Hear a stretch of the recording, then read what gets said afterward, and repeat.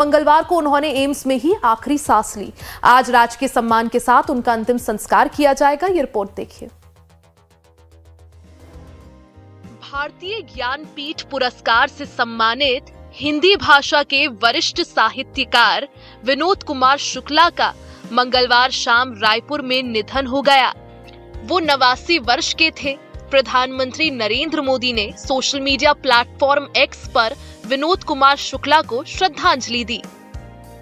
वहीं छत्तीसगढ़ के सीएम विष्णुदेव साय ने भी एक्स पर पोस्ट कर विनोद कुमार शुक्ला को श्रद्धांजलि दी। सीएम साय ने लिखा, साहित्य जगत के सर्वोच्च पुरस्कार ज्ञानपीठ से सम्मानित छत्तीसगढ़ की मिट्टी से उपजे महान साहित्यकार विनोद कुमार शुक्ला जी के निधन से हिंदी साहित्य को अपूरणीय क्षति पहुंची है। उनकी संवेदनशील लेखनी और मानवीय दृष्टि सदैव साहित्य प्रेमियों को प्रेरित करती रहेगी।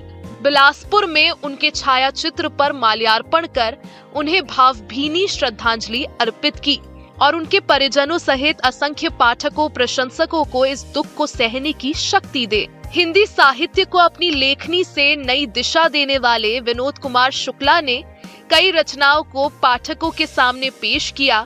नौकर की कमीज, खिलेगा तो देखेंगे, दीवार में एक खिड़की रहती थी और एक चुप्पी जगह जैसे उपन्यासों के रचयिता विनोद कुमार शुक्ला को 59वें ज्ञानपीठ पुरस्कार से सम्मानित किया गया था।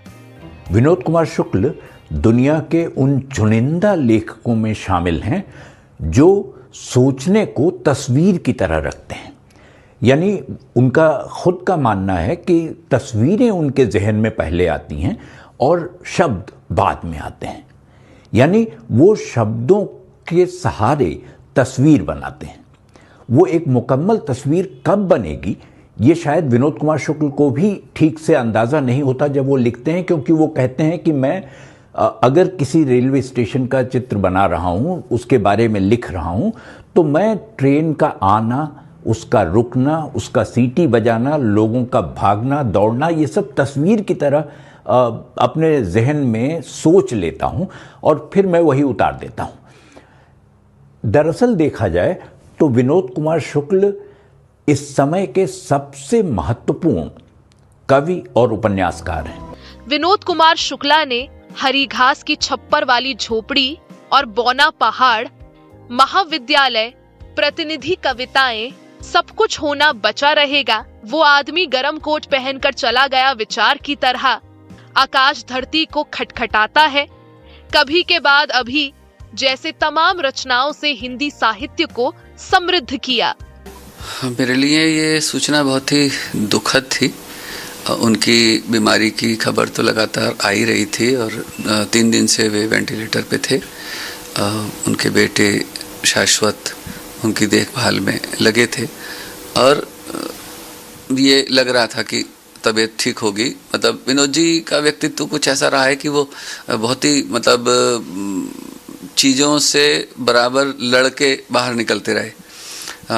अपने साहित्य में भी उनका इसी तरह का लेखन है कि बहुत ही साधारण व्यक्ति की बात बहुत ही साधारण भाषा में और असाधारण तरीके से कहना उनकी खूबी थी। उन्होंने अपनी अलग शैली विकसित की, अलग तरह से अपनी बात कही। ऐसे बहुत ही कम लोग होते हैं जो नए ढंग से अपनी बात कहें और नई बात कहें। छत्तीसगढ़ के राजनांदगांव में 1 जनवरी 1937 को जन्मे विनोद कुमार शुक्ला हिंदी साहित्य के एक ऐसे रचनाकार थे जो बहुत धीमे बोलते थे, लेकिन साहित्य की दुनिया में उनकी आवाज बहुत दूर तक सुनाई देती थी। उन्होंने मध्य वर्गीय, साधारण और लगभग अनदेखे रह जाने वाले जीवन को शब्द देते हुए हिंदी में एक बिल्कुल अलग तरह की संवेदनशील और जादुई दुनिया रची है।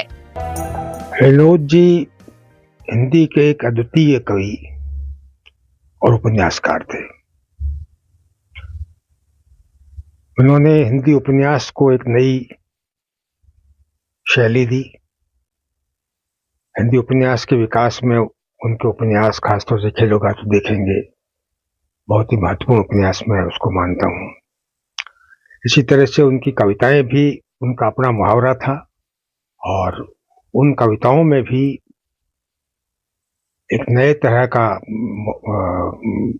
भाषा, एक नई तरह की बिंब हमें दिखाई देते हैं। मेरा उनसे संपर्क कई दफ़ा हुआ। हम लोग साथ काम नहीं किया हमने कभी, लेकिन कई गोष्ठियों में, कई जगहों पर हम साथ रहे हैं। मैं जब वर्धा में था तो मैंने उन्हें एक बार वहाँ व्याख्यान के लिए बुलाया भी था, वहाँ भी बातचीत हुई थी,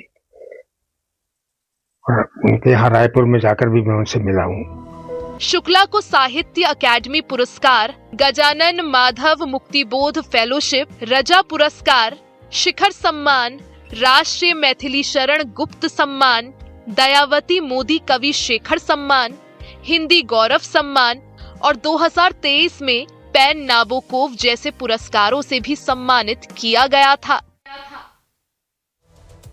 और बुलेटिन में फिलहाल के लिए सिर्फ इतना ही। बने रहे।